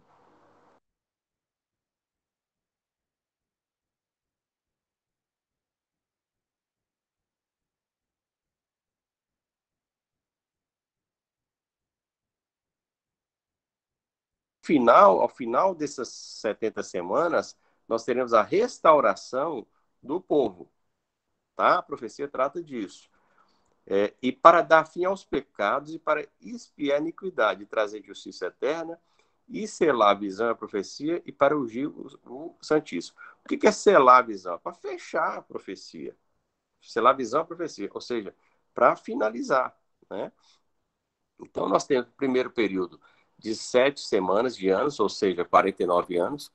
Depois desse período, a gente teria que entrar para falar um pouco de forma mais detalhada sobre 7 semanas, 49 anos. Nós temos um segundo período de 62 semanas. Então, assim, essas 7 semanas, mais as 62, que totalizam 69 semanas, já se cumpriram, tá? Cumpriram quando? A gente vai ver aqui, ó. sabe, verso 25 do capítulo 9 de Daniel, sabe e entende desde a saída da ordem para restaurar e para edificar Jerusalém, ou seja, quando o rei assinou essa ordem, esse decreto aqui, esse edito, é que começou a contar. Até o Messias, né, ou seja, até o Senhor Jesus, até o Messias do Cristo haverá 7 semanas. 7 semanas e 62 semanas. As ruas e o muro se edificarão, mas em tempos angustiosos. O templo foi reconstruído, né? E depois das 62 semanas, ou seja, passou as 7 mais 62, após 62, o que aconteceu? O Messias foi cortado. Então, Jesus está inserido aqui, tá, irmãos? Nas 62, né? Aí, assim, aí já tem um tempo de vida dele, após esse período ele é cortado, ou seja, ele é morto. Aí nós temos o quê? O advento da igreja, certo? Então, essa parte aqui das semanas da profecia profética que trata de Israel, ela entrou em suspensão, é como se tivesse congelado. A profecia foi congelada ali e permanece congelada até os dias de hoje. O relógio profético está parado, não está se tratando disso. Por quê? Porque Deus colocou algo que até então não era do conhecimento de ninguém, né? Algo que ele guardou para si, que é o tempo da igreja, que já tem mais de 2000 anos, certo? Ou seja, tudo conta do dia do Senhor, né? Assim como com o advento do Senhor Jesus, né? Ou seja, do seu nascimento, nós temos mais de 2000 anos. Então, nós temos aqui o tempo da igreja, certo? Então, quando a igreja for daqui tirada, quando o Senhor vier buscar, isso que está congelado, que é a profecia, ela volta, né, de novo, vamos dizer assim, a ser descongelada, né? E aí o relógio profético volta a bater. Por quê? Porque ainda falta uma semana para ser cumprida. E o Senhor precisa cumprir essa última semana. Essa última semana, já como foi dito aí, a igreja não estará mais aqui, irmãos. Né? Por quê? Porque a profecia trata de Israel. Lembra lá? Do Israel, meu povo, e Jerusalém. Aí nós temos 2 tempos aqui, esses 7 anos, que é uma semana de anos, né? Seriam 7 anos, eles são divididos em 2 tempos. O primeiro tempo é conhecido como o princípio das dores, né? Esses 3 anos e meio. E o outro é a grande tribulação, né? Propriamente dita. Depois aqui, nós temos mais aí alguns dias, né? E aí nós temos a inauguração do milênio, é o período de 1000 anos, né? Onde o Senhor vai estar reinando sobre os seus. Né? Então, a conta é mais ou menos essa. Obviamente que, né, não tem um propósito aqui agora para explicar essas 7 semanas, 49 anos, por que separado 62 semanas, mas assim, eu não sei se ficou claro, espero que tenha ficado, só para dar você ter uma visão panorâmica daquilo que a gente vai ter. Deu para entender, Kleber? Se algum irmão quiser também completar aí, fica à vontade. Kleber? Amém. Uhum. Oi. Kleber? Tem as profecias, né, que, por exemplo, no caso de Paulo, aquela que Ágabo chega para Paulo e chega e faz uma profecia para ele que se ele fosse para Jerusalém, né, os judeus iriam amarrar ele e tal, né, iam prender ele. Mas quando a gente fala da profecia, a profecia em si, a profecia é isso aqui que a gente está vendo. A profecia não tem as profecias, entende? Tem a profecia. A profecia é justamente isso aqui que a gente está vendo, né? As 70 semanas de Daniel, né? Esse propósito de Deus em glorificar Cristo, né? Em todas as esferas. E a gente vai ver no decorrer da palavra, né? Outras profecias e tal. Mas quando a gente fala a profecia, a gente está falando justamente, né? Das 70 semanas de Daniel.